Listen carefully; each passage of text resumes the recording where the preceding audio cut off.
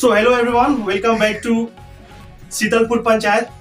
तो आप लोग जानते होंगे कि बिहार में इस बार पंचायती चुनाव होने जा रहा है और इसी चुनाव के बीच में हम उपस्थित हैं। इस बार आरिफ अंसारी जो कि एक बीडीसी प्रत्याशी हैं, उनके घर में आया हूं और अभी वो फिलहाल मौजूद नहीं है, लेकिन हमें यहाँ पर उनके भाई मिल गए हैं। तो चलिए इनसे कुछ हम सवाल जवाब कर लेते हैं और एक एक करके मैं इनसे कुछ क्वेश्चन पूछूंगा और मैं जानना चाहूंगा कि अगर ये बीडीसी प्रत्याशी का चुनाव निकाल लेते हैं तो जनता के प्रति इनका क्या रुझान होगा। तो यहाँ पर जो जवाब देंगे, उम्मीद करता हूँ आप लोग सुन करके संतुष्ट हो गए। तो चलिए एक एक करके इनसे मैं सवाल पूछता हूँ। सबसे पहले मैं इनसे पूछना चाहता हूँ कि कुछ अपने बारे में पहले बताएं, फिर इनसे मैं एक एक करके सवाल पूछूंगा। आप वीडियो के साथ बने रहिएगा।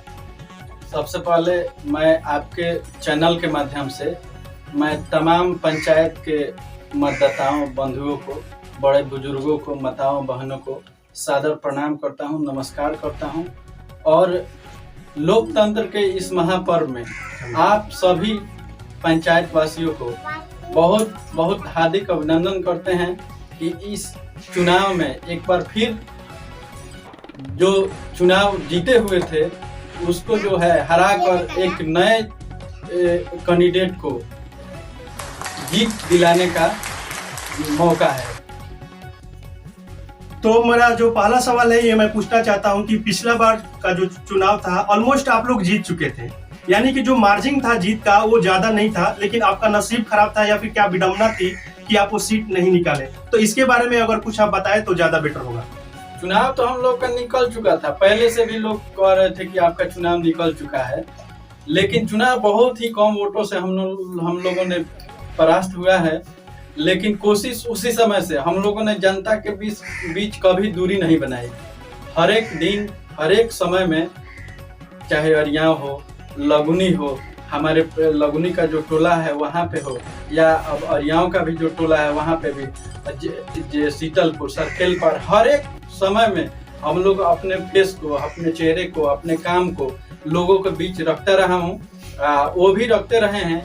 इसलिए मैं अभी तो ऐसे ही आप पंचायत में घूमेंगे तो सीधा दिख रहा है कि चुनाव एक तरफा हम लोगों का निकल रहा है, इसमें कोई दो राय नहीं है। सो इस बार मैं बीच में थोड़ा सा आपको यहाँ पर रोकना चाहता हूँ और मैं पूछना चाहता हूँ कि अरियाव का जो टोला है तो उनके प्रति भी आप कुछ बताएं तो ज्यादा अच्छा होगा। सब लोग मेरे साथ हैं, उसमें कोई दो राय नहीं है, सभी लोग हमारे साथ हैं। अरियाव के टोला, अरियाव से हम तो परस्पर हम लोग एक एक आदमी से संबंध रहता है हम लोगों का, उसमें कोई दो राय नहीं है। अरियाव का टोला हो, लगनी का टोला हो, अरियाव हो, लगनी हो, खासकर लगनी जो 2 वार्डों में हम लोग का वोट प्रतिशत कम था, उस वार्ड में तो बहुत ही कम पर हम लोग का वोट मिलेगा। बहुत ही अच्छा समर्थन है, शीतलपुर में भी समर्थन है। इसलिए तमाम माताओं, बहनों, बंधुओं से आग्रह करेंगे कि इस बार बिना संकोच किए हम लोगों को सपोर्ट करें, क्योंकि ज्यादा से ज्यादा वोटों के अंतर से हम लोग चुनाव जीते। तो मेरा अगला सवाल ये है कि इस बार की स्थिति क्या है, जब आप जनता के बीच पहुंच रहे हैं तो जनता आपसे क्या चाहती है, क्या आपसे पूछना चाहती है? क्योंकि जो पिछला चुनाव आप लोगों ने देखा और जो वहां पर बीडीसी प्रत्याशी बने हुए थे, उनका क्या मतलब, आपके नजर में क्या उन्होंने अच्छा किया, क्या करना चाहिए पंचायत के लिए, इस पर कुछ प्रकाश डालें। इस बार तो लड़ाई में ही कोई नहीं है, क्योंकि जो चुनाव जीते हैं उनका विकास का जो काम कराने का स्तर है बिल्कुल नहीं है।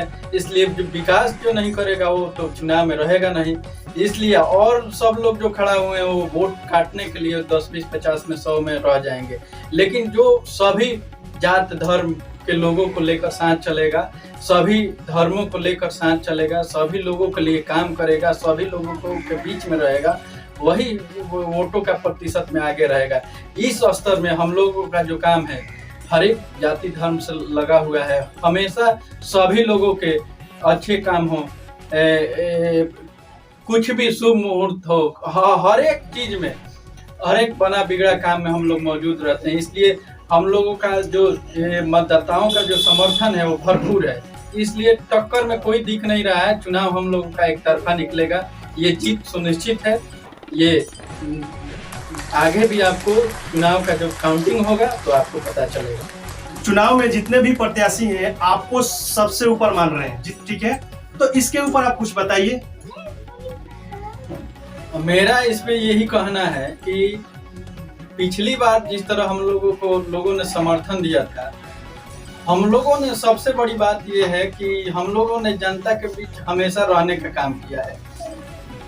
हर समय कोई भी दिक्कत हो हम लोग मौजूद रहते हैं, कोई भी बात हो हम लोग मौजूद रहते हैं। तो जनता समर्थन इसलिए करती है कि ये लोग हमेशा साथ रहने वाले लोग हैं, मिलनसार लोग हैं, व्यवहारिक लोग हैं, शिक्षित लोग हैं, इसलिए समर्थन मिलता है। और बहुत सारे लोग जैसे जैसे जो है चुनाव नजदीक आ रहा है तो लोग नॉमिनेशन एक दूसरे के कहने पे करा ले रहे हैं, तो जनता सब समझती है। तो जनता जब समझ रही है तो इसलिए जनता उस तरह के लोगों को वोट नहीं करेगी।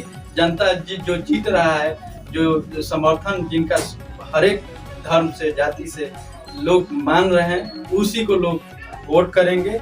बाकी सब लोगों का लोग छांट देंगे और चुनाव वो लोग 10, 20, 50 में ही रह जाएंगे। इसलिए मेरा अगला सवाल ये है जो मैं स्पेशली जानना चाहता हूँ जनता की तरफ से कि अगर आपका ये चुनाव निकल जाता है तो पंचायत के लिए आप क्या करेंगे, और जो पर्सनल बोलते हैं तो उनके लिए क्या करेंगे, हर एक आदमियों के लिए, कृपया इस पर भी कुछ बताएं। देखिए, पंचायत में हम लोग का चौतरफा विकास का काम करेंगे।